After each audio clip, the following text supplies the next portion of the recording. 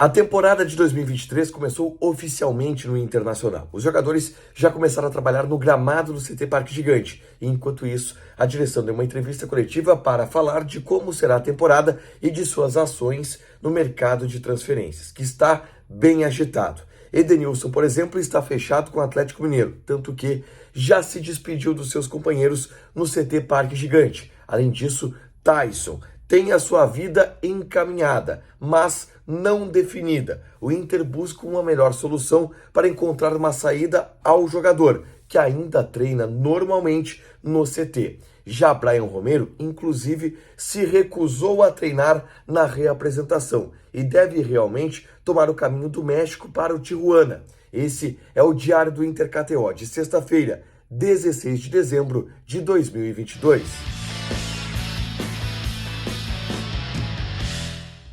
Tudo bem, gente? Obrigado pela participação aqui. Não esquece de deixar teu like, te inscrever, de ativar as notificações.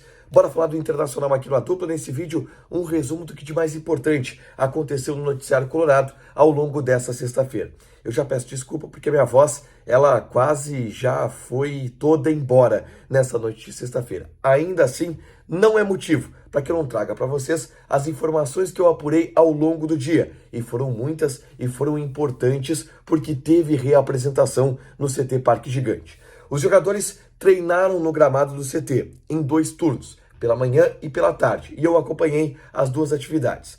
Treinos leves, com bola, atividades que não foram táticas e sim técnicas, normal de reapresentação, aquelas movimentações iniciais de um clube na pré-temporada, tá? E a gente teve, da parte administrativa, 2 atos.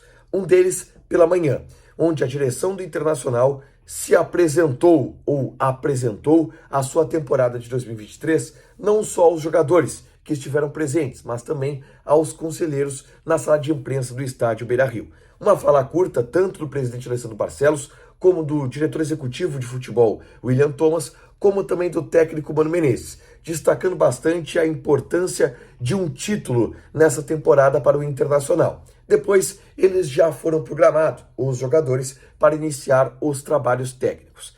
À tarde, o segundo ato. E este um pouco mais demorado e aprofundado, porque os dirigentes, presidente Alessandro Barcelos e William Thomas, concederam uma entrevista coletiva. E a grande verdade é que nessa entrevista coletiva não deu para tirar tanta coisa assim. Por quê? Nos bastidores, em off, a gente está tendo muito mais informações do que aquilo que os dirigentes podem confirmar no microfone, em on. Por exemplo, Lucas Romero. E para mim o Lucas Romero é um lance claro disso. A gente teve no treinamento a sinalização de uma pessoa importante do Internacional de que o Lucas Romero está contratado. Algo que a gente já sabia, inclusive por sinalização do dirigente do Independiente, o Jorge Damiani, que confirma já isso abertamente. O Inter vai pagar à vista $700 mil e mais $130 mil que vai assumir de dívida com o jogador. E o Lucas Romero, já na semana que vem, deve chegar em Porto Alegre.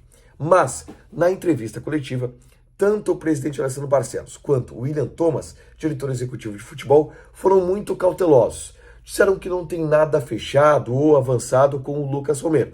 O que, no bastidor, a gente sabe que está bem encaminhado e que o Lucas Romero chegará em Porto Alegre na próxima semana.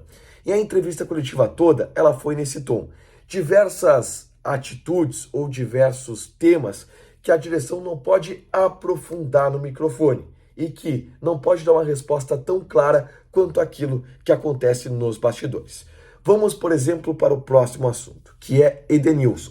Na entrevista coletiva, por exemplo, a direção não foi tão clara quanto a saída desse jogador. Disse que está negociando com o Atlético Mineiro, que está cogitando a possibilidade dele sair.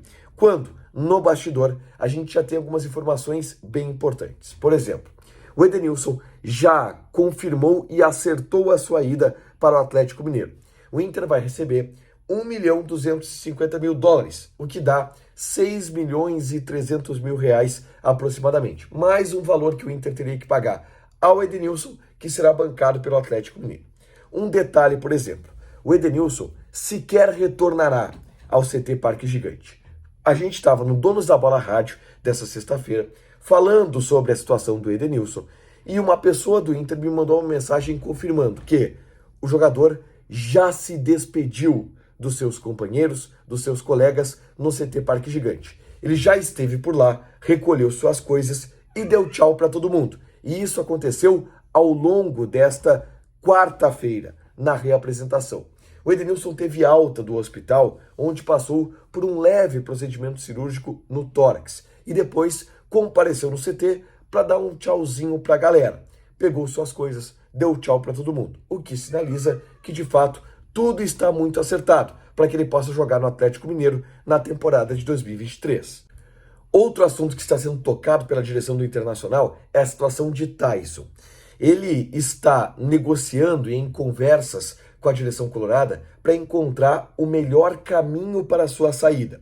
Ele já sabe que o Inter não conta com ele para 2023, o Inter já sabe que não quer ele para o ano de 2023, mas não cogitou qualquer tipo de movimento que pudesse tostar um pouco a imagem dele junto ao torcedor. O Taison, por exemplo, está treinando normalmente no CT Parque Gigante. E assim será, enquanto ele encontra outro time. Foi isso que uma pessoa disse hoje no CT Parque Gigante. Enquanto isso, a direção do Internacional, na entrevista coletiva, teve aquele tom mais cauteloso sobre o assunto.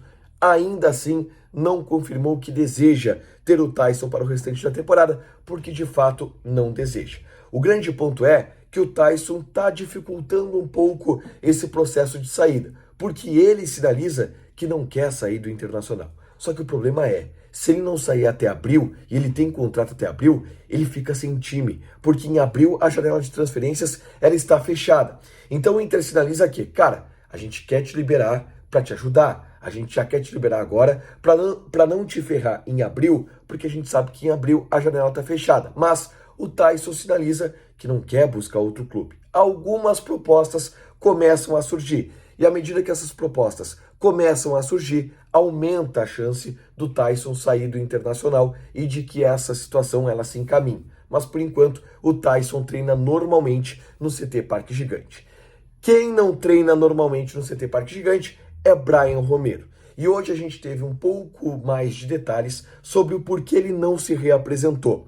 O Inter alegou problemas pessoais de Bryan Romero. E, na verdade, ele e Bryan Romero, junto de seu staff, pediram para o Internacional para não se reapresentar. Porque eles entendem que não querem mais seguir no Inter, porque no Inter eles não tiveram todas as oportunidades de minutagem, de chances em campo que imaginaram ter.